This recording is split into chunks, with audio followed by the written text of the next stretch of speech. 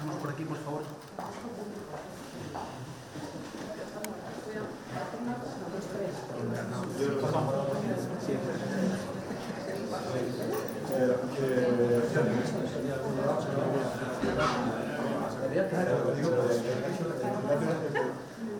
Hola, puedes Ignacio,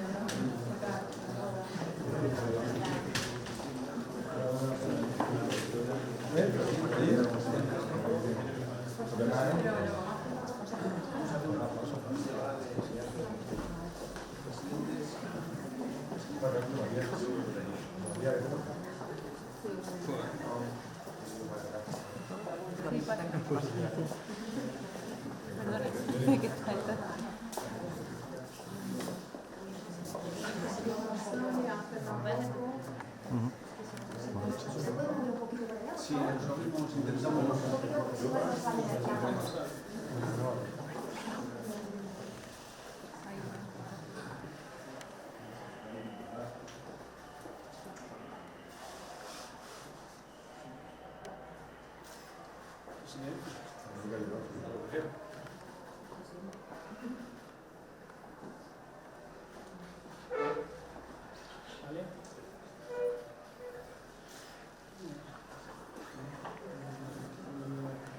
muy bien, sí.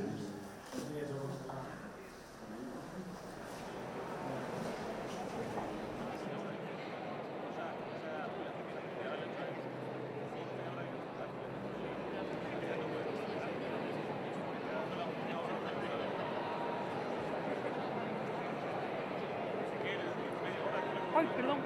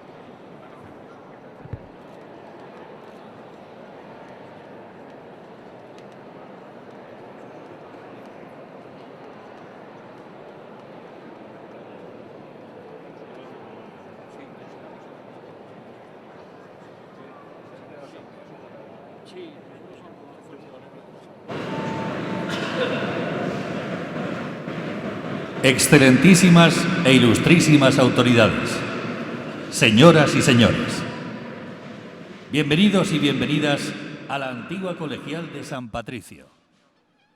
Da comienzo el acto del pregón de la Semana Santa. En este momento hace solemne entrada por la puerta del Carrerón la bandera de la ciudad de Lorca al son del toque de cabildo y la marcha de ministriles, himno oficial de la ciudad, interpretado por la Banda Municipal de Música, dirigida por el maestro y director de la banda, Antonio Manzanera. En señal de respeto y decoro hacia la bandera e himno oficiales de la ciudad de Lorca, la recibimos en pie.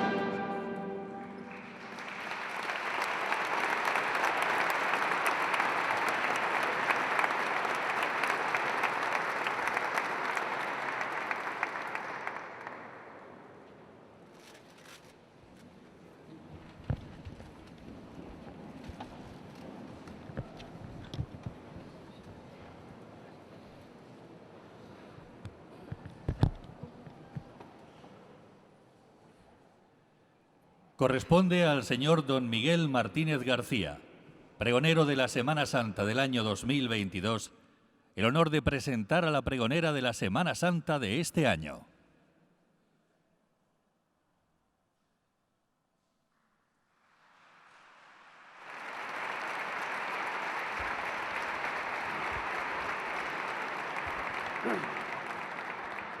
Muchas gracias, buenas noches. Excelentísimo señor presidente del Gobierno de la Región de Murcia, excelentísimo señor alcalde de Lorca, excelentísimo señor presidente de la Asamblea Regional, excelentísimas, ilustrísimas y reverendísimas autoridades civiles y religiosas, presidentes y camareras de las cofradías de Semana Santa, lorquinos, procesionistas, amigos. Fue en la muy reciente celebración del Día de San Patricio cuando recordé un conocido proverbio irlandés: Dios creó el tiempo, pero el hombre creó la prisa. Ello es seguramente la causa de que, sin percibir el paso del tiempo, sin apenas percatarse, quien ahora les habla haya pasado de experimentar el honor de ser pregonero de nuestra inigualable Semana Santa a sentirse ahora igualmente honrado al presentar a la actual pregonera. Y, como parafraseando a Metterlink, el pasado siempre está presente, no puedo evitar el revivir la atención y la ilusión con la que hace un año escuchaba la generosa presentación de mi modesto historial por parte de nuestro alcalde. Recuerdo que entonces las elogiosas expresiones del presentador, aunque halagándome, me sorprendieron al punto de que en algún momento me hicieron dudar si se refería a mí o a otra persona, y atribuí tan positiva exposición de excelencias a la indiscutible capacidad retórica de la primera autoridad local. Por eso, careciendo yo de tal capacidad, cuando empecé a preparar la presentación de nuestra actual pregonera, mi primera preocupación fue el encontrar la forma de exponer de la mejor forma posible su historial. Sin embargo, cuando someramente empecé a conocer su biografía, me percaté de que tal preocupación decaía por sí sola y de que la mera exposición de su currículo, sin necesidad de adorno alguno, recoge sobradamente su extraordinaria capacidad profesional y humana. En un primer vistazo al mismo, tres aspectos despertaron mi admiración hacia su persona. En primer lugar, la temprana edad en la que aprobó la dificilísima oposición a la abogacía del Estado. En segundo lugar, desde luego, la abultada relación de puestos de alta responsabilidad desempeñados. Y finalmente, algo que a la admiración unió una inevitable simpatía, porque este presentador, disculpe una última referencia a mi persona, es profundamente azul en lo pasional, pero totalmente blanco en lo deportivo. Sí, me refiero a la inclusión de la pregonera en la directiva del mal laureado Club de Fútbol del Mundo. Doña Catalina Miñarro Burgarolas nació en Madrid el 6 de marzo de 1963, hija de Ricardo Miñarro Montoya, condecorado abogado del Estado, condecorado cuando ejercía representación del Estado en el Tribunal Supremo por su participación en la ilegalización de Batasuna, intensamente lorquino e intensamente blanco. Sus vicisitudes profesionales llevaron a su hija a pasar buena parte de su infancia en Murcia, de donde era natural su madre, estudiando en el Colegio Jesús y María hasta que a los 10 años de edad las mismas vicisitudes paternas la llevaron de nuevo a Madrid, donde ahora se establecería definitivamente. Allí continuó en un colegio de la misma titularidad hasta que, iniciando estudios superiores, accedió a la Universidad Complutense, donde se licenció en Derecho en 1986. 2 años después, con solo 25 de edad, siguiendo la estela de su padre, consiguió el acceso a la abogacía del Estado. Conviene precisar que esta oposición es una de las más duras que existen en la Administración y que los que consiguen superarla lo hacen con una media de 5 años de preparación. Iniciada su carrera, ejerció su labor sucesivamente en destinos tan relevantes como el Ministerio de Sanidad y Consumo, la Dirección General del Tesoro y Política Financiera, el Tribunal de Cuentas, aquí como abogada jefe, y la Audiencia Nacional, siendo este su último puesto antes de pasar a la situación de excedencia voluntaria en 2015. Pero la reconocida valía de los componentes de este exclusivo cuerpo funcionarial les convierte en deseables para muy diversos cometidos de gran trascendencia, tanto dentro como fuera de la esfera administrativa, de forma que casi la mitad de su plantilla, algo más de 600 en la actualidad, suelen ser reclamados para ocuparlos. Algún gobierno ha llegado a contar con hasta 14 abogados del Estado ocupando puestos desde presidente hasta director general. Y en el ámbito privado, todas las principales empresas españolas lo requieren. Catalina Miñarro no fue excepción en este sentido, sino que, por el contrario, el prestigio que fue adquiriendo a lo largo de su carrera motivó que repetidas veces, desde ambas esferas, se la reclamara. Así, dentro del ámbito administrativo, ocupó la Secretaría General Técnica de la Consejería de Presidencia de la Comunidad de Madrid, así como la Secretaría del Tribunal Económico Administrativo Regional de Madrid. Mención aparte merece su integración en la Sociedad Estatal de Participaciones Industriales, la SEPI, entidad que constituye el instrumento estratégico del Gobierno para el sector público empresarial con el objeto de aunar utilidad social y rentabilidad económica, y que aglutina a más de 50 empresas. En esta importante sociedad fue directora de Asuntos Jurídicos y secretaria de su comité de operaciones. Fue en 2013 cuando la empresa privada llamó insistentemente a su puerta. Doña Catalina respondió a la llamada, primero de la sociedad anónima Mapfre, primera empresa de seguros en España con una quinta parte del mercado, y en la que la pregonera es, en la actualidad, consejera y vicepresidenta segunda, ocupando puestos de análoga relevancia en Mapfre Internacional. 2 años después, en 2015, fue Actividades de Construcción y Servicios, la conocida ACS, la que requirió su talento. Estas siglas representan un grupo de unas 30 empresas de ingeniería encuadradas en los ámbitos de construcción, servicios y concesiones, sectores en los que es líder o de máxima relevancia a nivel nacional e internacional, con proyectos en los 5 continentes. En este importantísimo grupo, indispensable hoy en los países más desarrollados, doña Catalina es consejera, presidente de su comisión de nombramientos y miembro de su comisión de auditoría. No conforme con todo ello, nuestra pregonera ha formado parte de varios consejos de administración de otras sociedades públicas y privadas, como la Sociedad Estatal de Paradores de Turismo, la Sociedad Estatal de Transición al Euro o la empresa Autoestradas de Galicia. También ha presidido o formado parte de varios tribunales de oposiciones a cuerpos de la Administración, entre otros al de Abogados del Estado. Finalmente, pero figurando en su currículo de forma muy destacada, en junio de 2017 se integró en la Junta Directiva del Real Madrid a propuesta de su presidente. El prestigio derivado de tan espléndida carrera, seguramente potenciado al ser designada pregonera de nuestra Semana Santa, fue causa de que fuera recientemente invitada a participar en el foro Tertulia La Luz, en Zarandona, en Murcia, que se encuentra en su 3ª temporada y por la que han pasado muchas otras personalidades prestigiosas y sobradamente conocidas del mundo de la política, la empresa, la iglesia, el fútbol, el toreo, la banca, las letras o la diplomacia. Catalina Miñarro, que domina el idioma inglés, está casada y tiene un hijo. Pero doña Catalina es, además, por herencia, pero sobre todo de corazón y de vocación, lorquina. Así se considera y así lo transmite a cualquiera que la escuche. No habiendo tenido la fortuna, sinceramente creo que así hay que denominarlo, de haber nacido en Lorca, su lorquinismo es tanto más auténtico que el de los naturales de esta ciudad.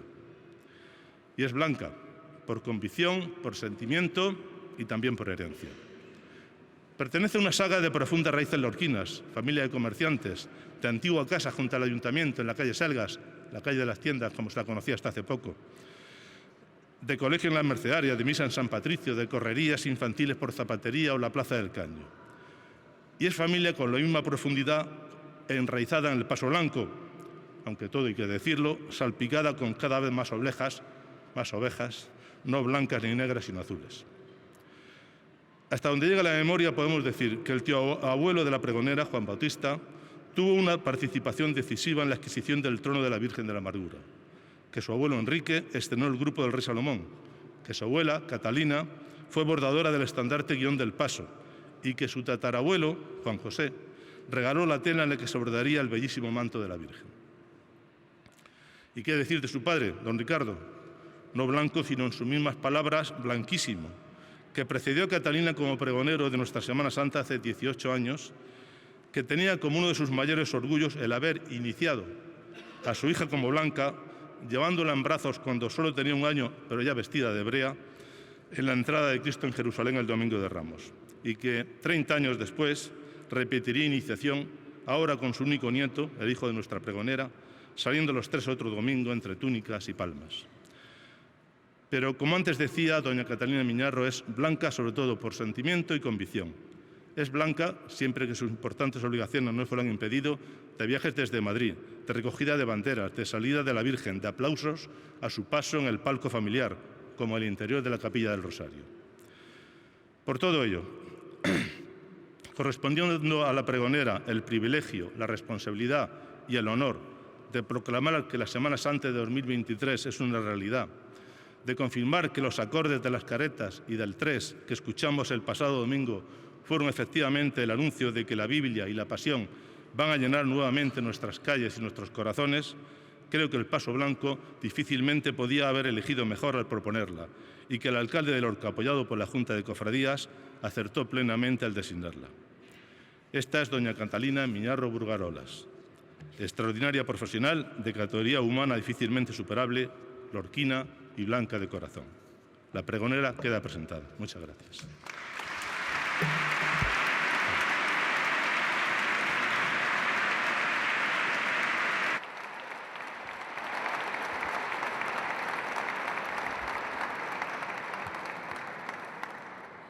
La señora doña Catalina Miñarro Brugarolas, por aprobación unánime de las cofradías y hermandades de la Semana Santa de Lorca, ejerce de pregonera y, como tal, toma la palabra desde la tribuna delante del altar mayor de nuestro monumental Templo de San Patricio.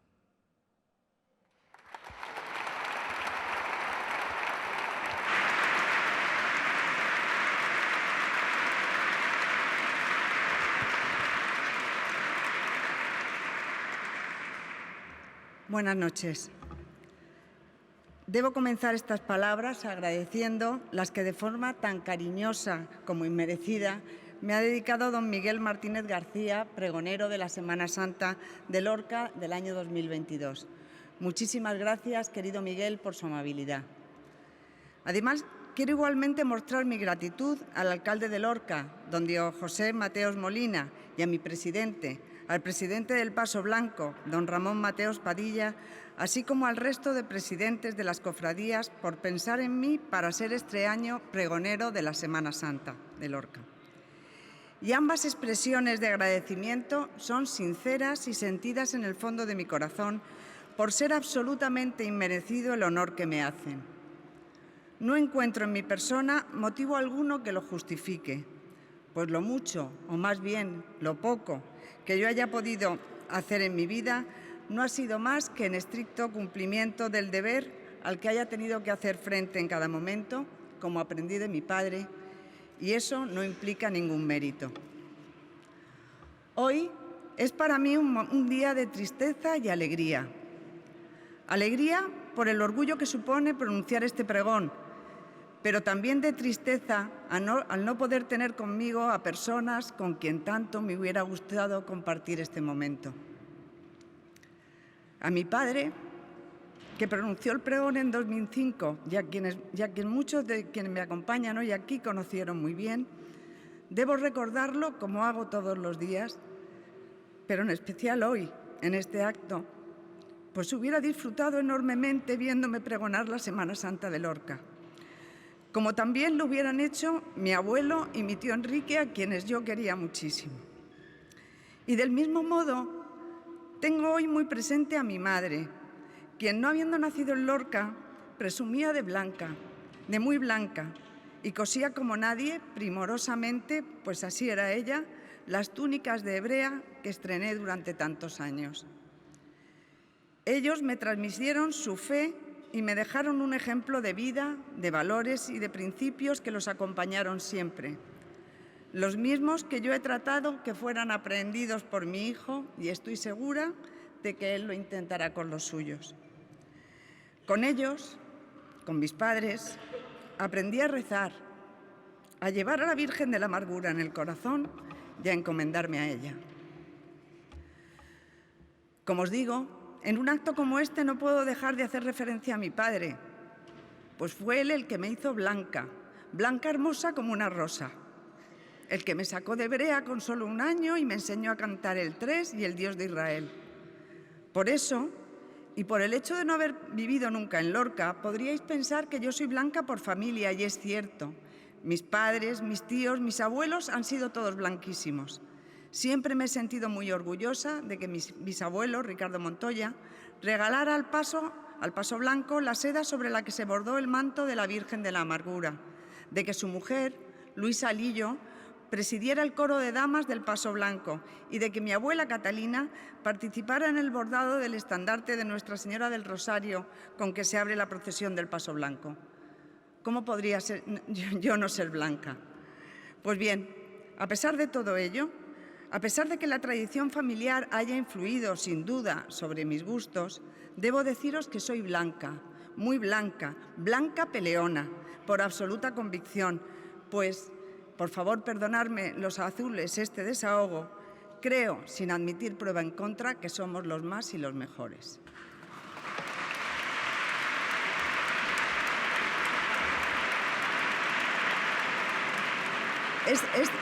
Hecho este inciso, por el cual os pido perdón otra vez, hoy estoy aquí para pregonar la Semana Santa de Lorca. Semana Santa de azules y blancos, pero no solo de blancos y azules.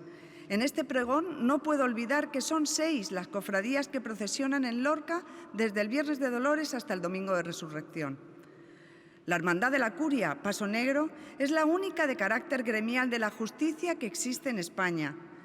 La procesión del Sábado de Pasión se desarrolla por las calles estrechas del casco histórico, siendo portada en andas la Virgen de la Soledad por abogados, procuradores y funcionarios de justicia. La Cofradía del Santísimo Cristo del Perdón, Paso Morado, es una cofradía que ha asumido la valiosísima misión de conservar y mantener las tradiciones. La noche del Miércoles Santo hace la bajada del Calvario que culmina con el canto de saetas dedicadas a su titular, el Santísimo Cristo del Perdón, en la puerta de la Iglesia del Carmen. Preside la procesión del Jueves Santo con la bellísima imagen del Cristo del Perdón y la Virgen de la Piedad, así como con los grupos escultóricos de la Santa Cena de Salcillo Padre o del Calvario o Paso del Misterio. La Archicofradía del Santísimo Cristo de la Sangre, Paso Morado, se ubica en la iglesia parroquial de San Cristóbal. Su razón de ser es la procesión del silencio, a la medianoche del Jueves Santo, con sus 3 magníficas tallas, el Cristo de la Sangre, la Virgen de la Soledad y Nuestro Señor Jesús de la Penitencia. Esa noche se vive con emoción por los encarnaos, el momento en el que las saetas rompen su quietud, como también ocurre a las 12 de la noche del Miércoles Santo, en la serenata a la Virgen de la Soledad, que tiene lugar en el atrio de la iglesia de San Cristóbal. La Archicofradía de Jesús Resucitado celebra su día grande el Domingo de Resurrección y cierra la Semana Santa de Lorca, recorriendo bajo pétalos de flores y un ambiente de alegría su casco antiguo. En la Plaza de España se encuentra el Cristo resucitado con su madre ante los estandartes del resto de las cofradías. Estas cofradías, las 4 a las que me acabo de referir, junto a la Hermandad de Labradores, Paso Azul, y al muy ilustre Cabildo de Nuestra Señora la Virgen de la Amargura en la Real y muy ilustre Archicofradía de Nuestra Señora del Rosario, Paso Blanco, configuran una Semana Santa única, una Semana Santa extraordinaria por sus desfiles bíblico-pasionales. Extraordinaria porque se sale de lo corriente, de lo habitual, en tanto en cuanto a su forma, por su estructura bíblico-pasional, como en el aspecto artístico, por la calidad de sus bordados, verdaderas obras de arte de todas y cada una de las cofradías. Por eso, solo el corazón, solo los sentimientos pueden llevar a los lorquinos a elegir entre realidades que son absolutamente colosales y sublimes, todas ellas. En nuestra Semana Santa confluyen diversos elementos que la llevan a conformarse como un hecho excepcional sin parangón en el mundo. De un lado, en primer lugar, el más importante sin duda, el religioso. Podemos afirmar, sin temor a equivocarnos, que durante la Semana Santa se celebran en todos los pueblos y ciudades de España procesiones que alcanzan un mérito extraordinario fundamentalmente por las imágenes religiosas y el fervor popular que despiertan, siendo en todos los casos la conmemoración de la pasión y muerte del Señor su hilo conductor. El dolor y el luto rezuman en estas celebraciones. En Lorca, sin embargo, el Viernes Santo, día grande de nuestra Semana Santa, se vive con alegría, con vítores y cantos. Hay quien ha dicho, y con razón, que en Lorca el Domingo de Gloria se adelanta al Viernes Santo.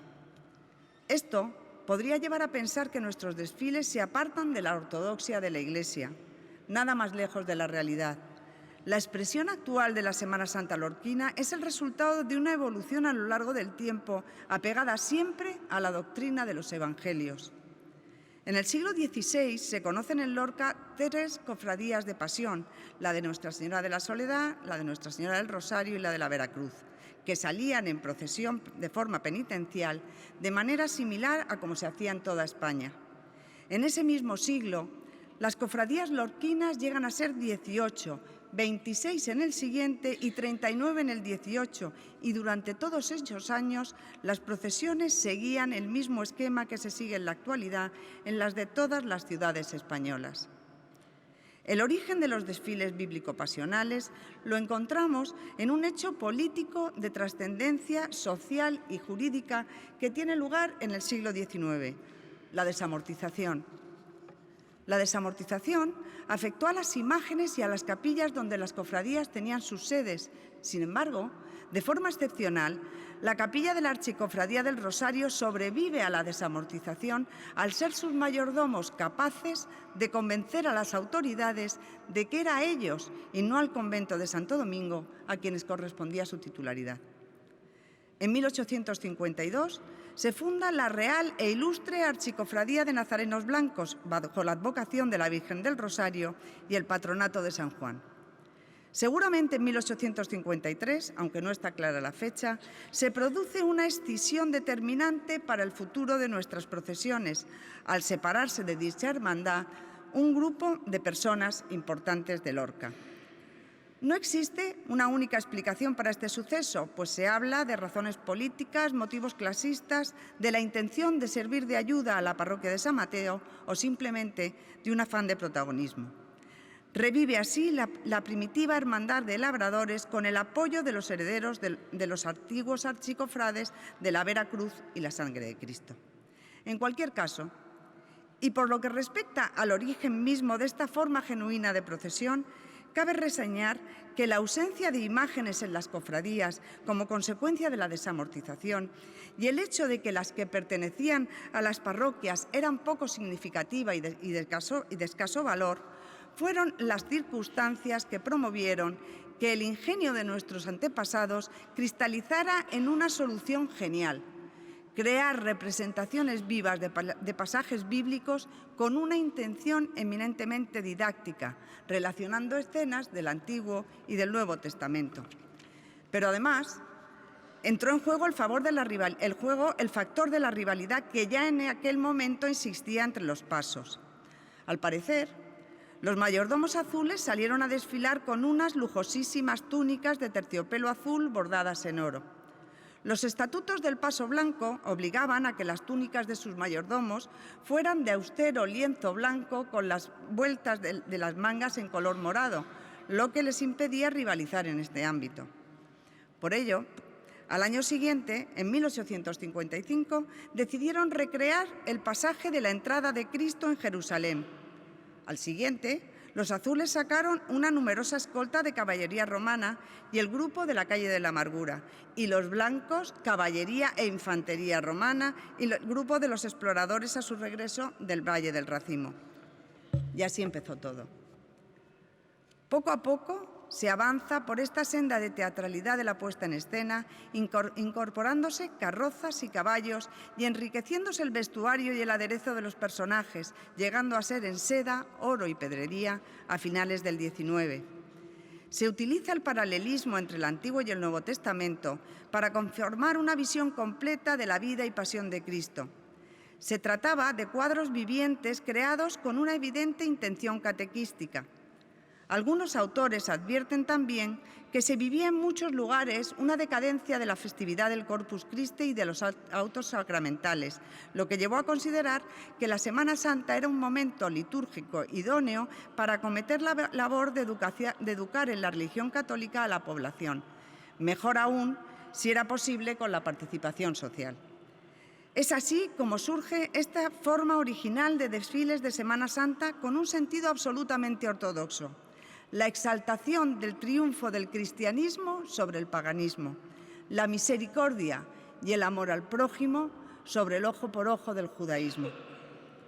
De este modo, con el paso azul desfilan varios personajes del Antiguo Testamento, como Moisés o Débora, caballerías como las de las profetisas o de los etíopes, magníficas carrozas como las de Mayamén o Nerón y las cuadrigas que representan a los emperadores de las dinastías de los Flavios y los Antoninos.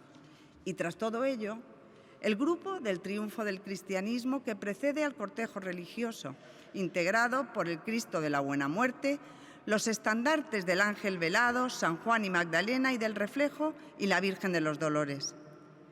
Por su parte, el paso blanco presenta a Octavio Augusto en su cuadriga, Teodosio I el Grande, Licinio, Constantino y Magencio, la emperatriz Helena, el rey Nabucodonosor, la judía Estel, el rey Asuero, los reyes David y Salomón y la reina de Saba. Y a continuación, el cortejo de la visión apocalíptica de San Juan, con la bola del mundo y los 4 jinetes del Apocalipsis, precediendo a los estandartes del Santísimo Cristo del Rescate, la oración en el huerto y la Virgen de la Amargura, y las imágenes de la Verónica y de la Virgen de la Amargura. Es decir, aquel espíritu religioso del inicio sigue vivo hoy y da respuesta a quienes se preguntan, viniendo de fuera un Viernes Santo, qué es lo que están presenciando. Esa respuesta que se debate entre el luto y la alegría, se decanta en Lorca a favor de esta. Ahora bien, no es ajena a nuestros desfiles como es natural la Pasión de Cristo. El cortejo religioso con que finalizan cada una de las cofradías, su procesión, nos muestra, con sus lágrimas y su corazón traspasado por la espada, el dolor de la Virgen por el sufrimiento y la muerte de su Hijo. Pero junto a la pena por la muerte de Cristo, Lorca vive con inmensa alegría que Jesús, tal y como se anuncia por 3 veces en los Evangelios de San Mateo y San Marcos, tenía que morir padeciendo para resucitar y salvar al mundo. En Lorca se hacen realidad las palabras de Cristo recogidas por San Juan en su Evangelio. Os aseguro que vosotros lloraréis y gemiréis, pero el mundo gozará. Vosotros os entristeceréis, pero vuestra tristeza se cambiará en alegría. En definitiva, Lorca encontró una forma original, innovadora y revolucionaria de anunciar al mundo un mensaje de fe y esperanza. Cristo, que es la verdad y la vida, con su cruz vence a la muerte y al pecado y nos redime. Este es, en mi humilde e íntima opinión, el sentido último de nuestra Semana Santa, de nuestros desfiles bíblico-pasionales. No puede haber nada más hermoso. El hecho religioso se presenta soportado en la procesión sobre una realidad artística extraordinaria, los bordados. Como se ha dicho muchas veces, las sedas y los terciopelos sustituyen a los lienzos, las agujas a los pinceles y los hilos a los óleos, siendo el resultado obras de arte de un nivel sublime. Eran y son verdaderos artistas quienes realizan los diseños con perfecto conocimiento de qué hay que hacer y cómo, auténticos innovadores en estas técnicas. Y también lo son quienes con tantísima habilidad los ejecutan, de modo que no exagero cuando digo que al comparar el bordado con su modelo, este resulta mejorado. Sin intención de entrar en polémicas o comparaciones, siempre odiosas, debo recordar nuevamente a mi padre, que cuando explicaba con entusiasmo las bondades artísticas de estas obras, insistía en que el bordado en oro o en plata, tan apreciado en otras partes de la geografía española, perdía importancia en Lorca frente a la dificultad que presenta el bordado en seda, pasando a ocupar esa ejecución en oro un papel meramente complementario. E incluso, y eso ya lo digo yo, cuando se adorna con oro los bordes de los estandartes o de las capas, la técnica propia y depurada con que se realiza aquí coloca el resultado que se obtiene muy por encima, o por lo menos a mí me lo parece, de los que se lucen en procesiones de otras localidades. Maravilloso es el estandarte del Reflejo del Paso Azul, antigua imagen de la Virgen de los Dolores, incorporado como frontal del trono, de modo que la imagen quedaba como reflejada en él, de ahí su nombre. Las puntadas en círculo conforman vaporosas nubes en un proceso muy próximo a la pintura. Y también maravilloso es el manto de la Virgen de los Dolores, cuya escena principal es una alegoría de la Santa Cruz que, junto con una paloma, simboliza la redención. O las túnicas de los mayordomos que acompañan a la Virgen de los Dolores, en los que sorprende la fidelidad con que se tratan los modelos de los que están tomados los motivos que las adornan. Asombra por su plasticidad y armonía el estandarte de la oración en el huerto o palio de las rosas del Paso Blanco, repleto de matizaciones que se consiguen con una extensa gama de sedas escalonadas, no superponiéndose unos puntos con otros y cuyo resultado es semejante a un tapiz. E igualmente destacan por su belleza el manto y el palio de la Virgen de la Amargura. El primero se inspira en el Santo Entierro de Ciseri y en un ángel de Tiepolo que representa la institución de la Eucaristía, y también en el crepúsculo que se podía presenciar desde la azotea de la Casa del Paso. He leído que Emilio Felices, que con José Cánovas dirigió la elaboración de tan extraordinaria obra, 10 años duró su ejecución, invitaba a las bordadoras a subir al terrado a admirar aquellas puestas de sol y fijarlas en su retina. Es increíble cómo consiguieron plasmar ese cielo en una tela. En cuanto al palio, está formado por medallones inspirados en distintos cuadros e imágenes, todos ellos magníficos, si bien podríamos destacar, desde mi punto de vista, el de San Pedro, al que, como diría Miguel Ángel, solo le falta hablar. Pero junto a los bordados que engrandecen el cortejo religioso están los que se lucen en las capas y capetas e incluso en las mantas de los caballos. El manto de Domiciano, que representa la cabeza del David Miguel Ángel, o el de Simeón, ambos del Paso Azul.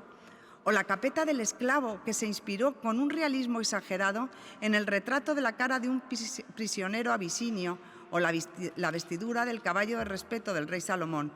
Estos del Paso Blanco son, todos ellos, un ejemplo de la habilidad y del gusto de nuestros bordados.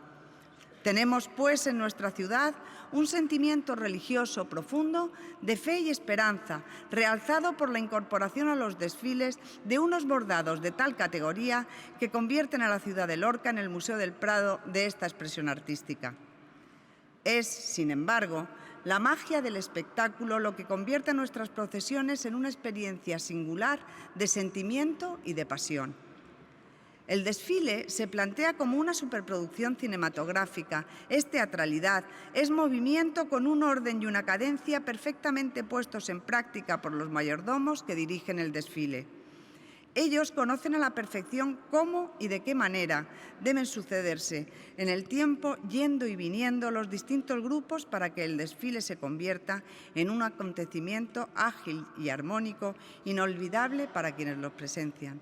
Y no es fácil, pues en este ir y venir se suceden personajes a caballo, en solitario o en grupo, o en carros tirados por 2, 3, 4, 5 o 6 caballos, que dan vida a personajes de la antigüedad y portan sobre sus hombros o a lomos de aquellos mantos y capas que constituyen, todos y cada uno, cuadros en seda de inigualable valor.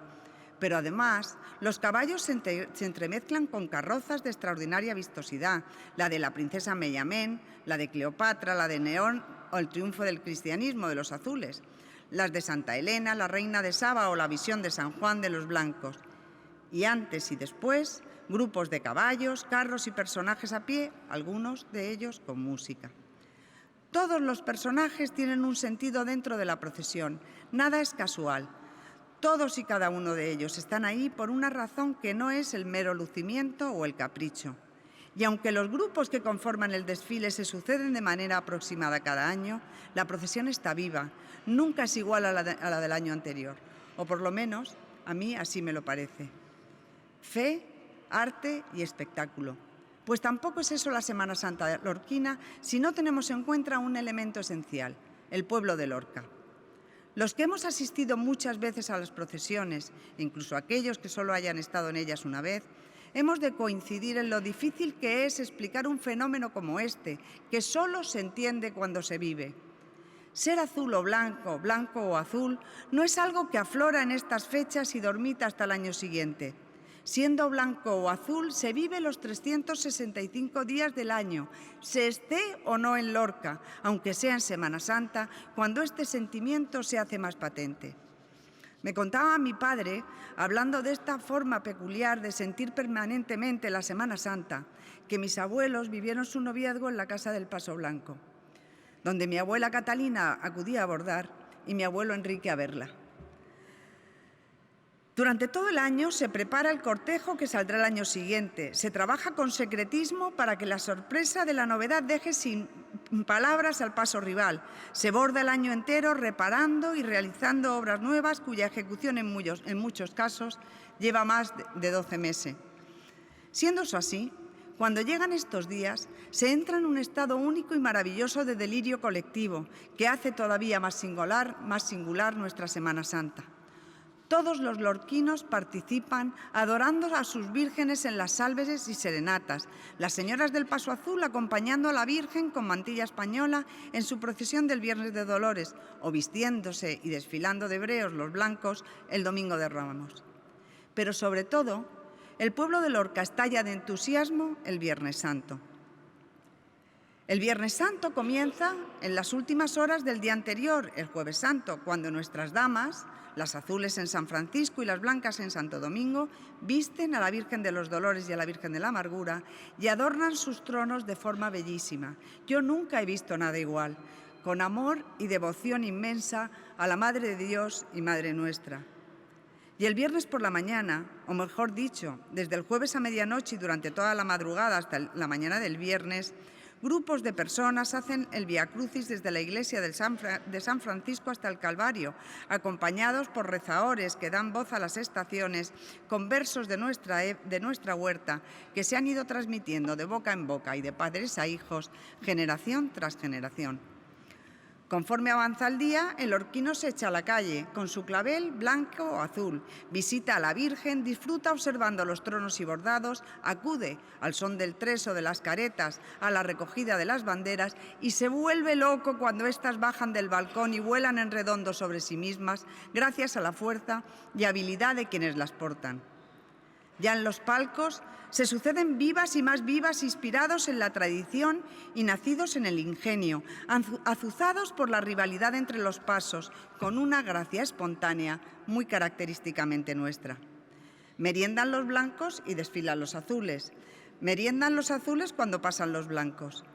Pero en los dos casos, Lorca se estremece con el paso de la Virgen en cualquiera de sus advocaciones.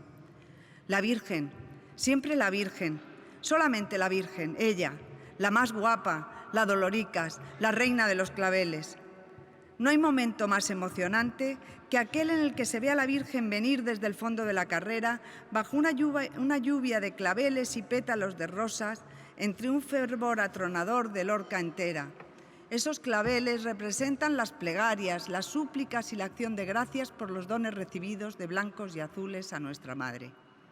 Y después, ya sin voz, se acompaña a la Virgen para despedirla en la iglesia del Paso, donde aguardará hasta el año siguiente, volviendo nuevamente el delirio cuando el trono cruza el umbral del pórtico de la iglesia.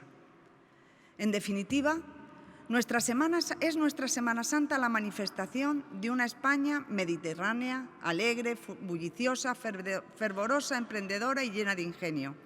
Es la expresión de un mensaje de fe y esperanza. Cristo al morir en la cruz salva al mundo. Fe y esperanza que de forma espectacular y artísticamente magnífica vive con delirio el pueblo de Lorca. Voy acabando. El término pregonar, según la primera acepción del diccionario de la Real Academia Española, significa publicar, hacer notorio en voz alta algo para que llegue a conocimiento de todos. Yo espero haberlo hecho hoy. En realidad, quienes más me conocen saben que aprovecho para hacerlo siempre que se me presenta una ocasión. En España tenemos la grandísima suerte de poder disfrutar de muchos y muy distintos hechos artísticos y culturales de elevadísimo nivel. Pero también en España tenemos el defecto de engrandecerlo de fuera y despreciar acomplejadamente lo nuestro. Y lo que es peor, en los últimos tiempos lo que se observa es que dentro de lo nuestro se ensalza lo que se llama tradiciones sin serlo, lo que carece de valor de ningún tipo, en aras a lo que se entiende como políticamente correcto. Y eso, permitirme el desahogo, es una lástima, pues desvía los esfuerzos que se hacen hacia objetivos incorrectos y permite a muchos descalificar simplemente por inercia cualquier otra pretensión que sí esté justificada. Pues bien, dentro de esta España rica y fructífera en verdaderos acontecimientos culturales y artísticos se encuentra nuestra Semana Santa, que por sus propios méritos se coloca en lo más alto, en la cúspide, y es digna de ser pregonada y conocida en el mundo entero. Pero para eso no es suficiente mi pregón. ni tampoco el que todos los que estáis aquí hacéis y seguiréis haciendo. Para eso es necesario, imprescindible, una actuación coordinada y seria que no caiga en la improvisación y que discurra por cauces técnicos, económicos y jurídicos correctos. Una actuación conjunta de las cofradías, de todos los poderes públicos, de todas las administraciones implicadas, de los medios de comunicación, entidades públicas y privadas, a las que desde aquí animo y pido encarecidamente que asuman lo que debe ser una intervención bien planificada y organizada de forma meditada de divulgación de nuestra Semana Santa, en tanto que es el máximo exponente de la riqueza de nuestra tierra y de nuestra gente. Con esta exhortación termino y solo puedo hacerlo diciendo: ¡viva la Semana Santa de Lorca! ¡Viva Lorca! ¡Viva España!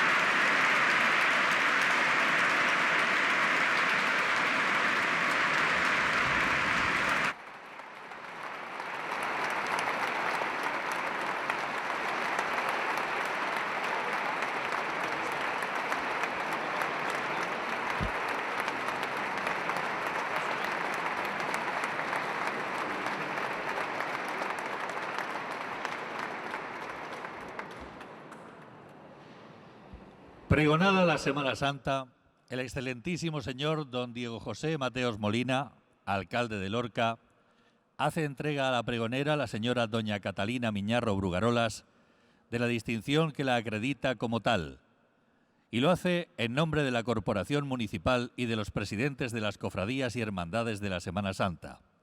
Por tal motivo, se hace entrega de la escultura Apoteosis, réplica a escala del grandioso monumento de la Semana Santa que preside el óvalo de Santa Paula, obra de la escultora lorquina doña María Dolores Fernández Arcas.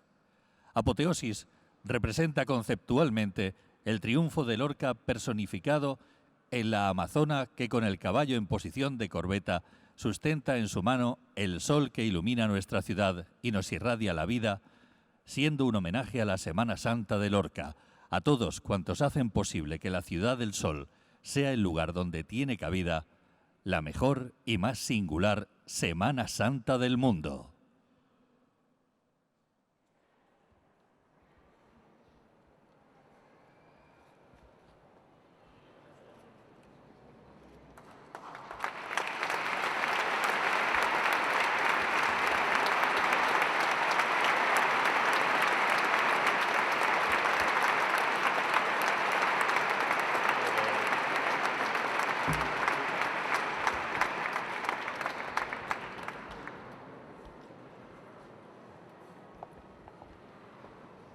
A continuación, despedimos con todos los honores a la bandera de la ciudad de Lorca.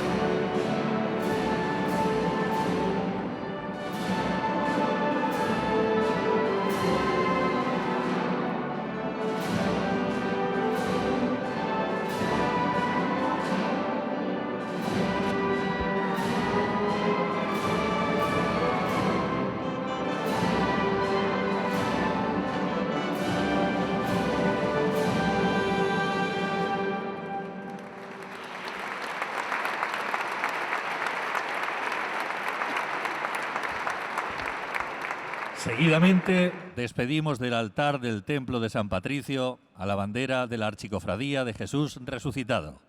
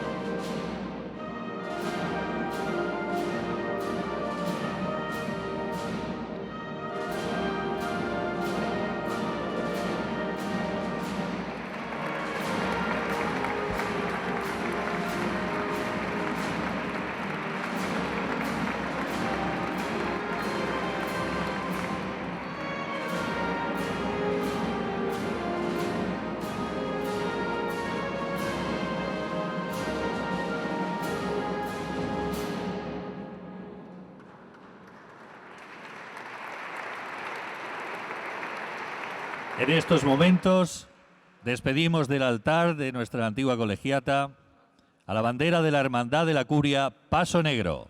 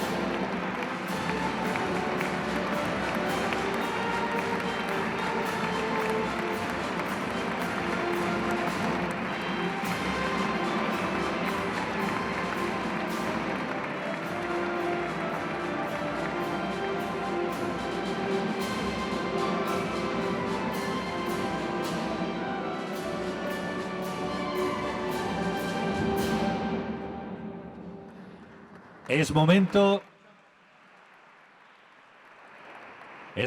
de despedir a la bandera de la Archicofradía del Santísimo Cristo de la Sangre, Paso Encarnado.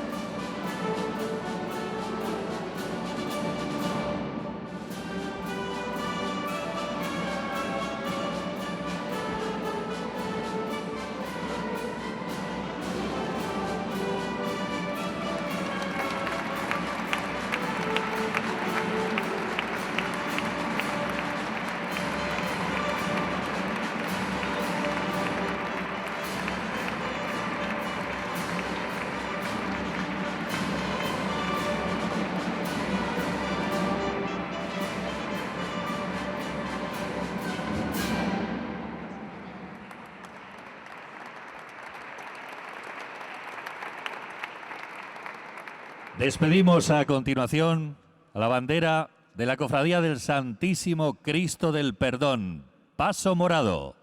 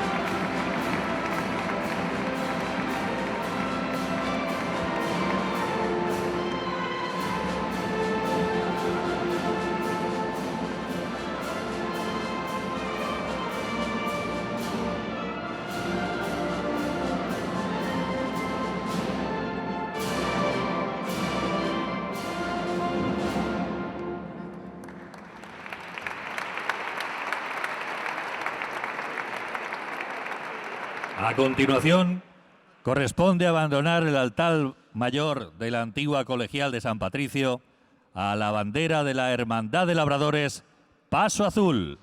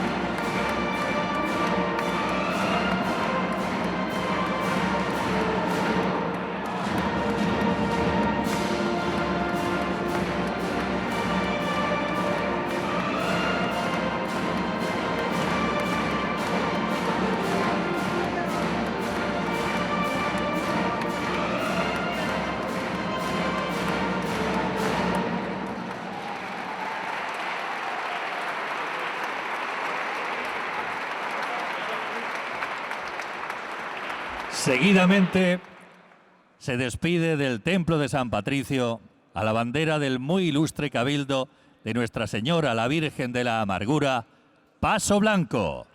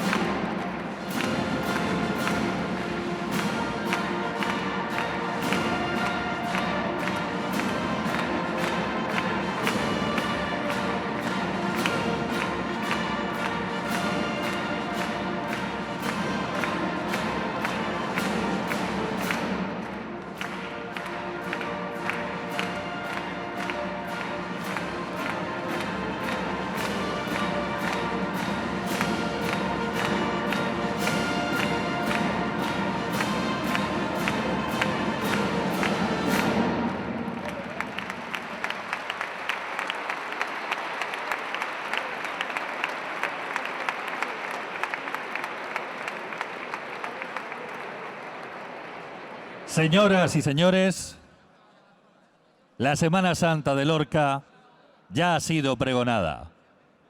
El acto ha concluido. Muchísimas gracias por su asistencia, muy buenas noches y disfruten de la mejor Semana Santa del mundo.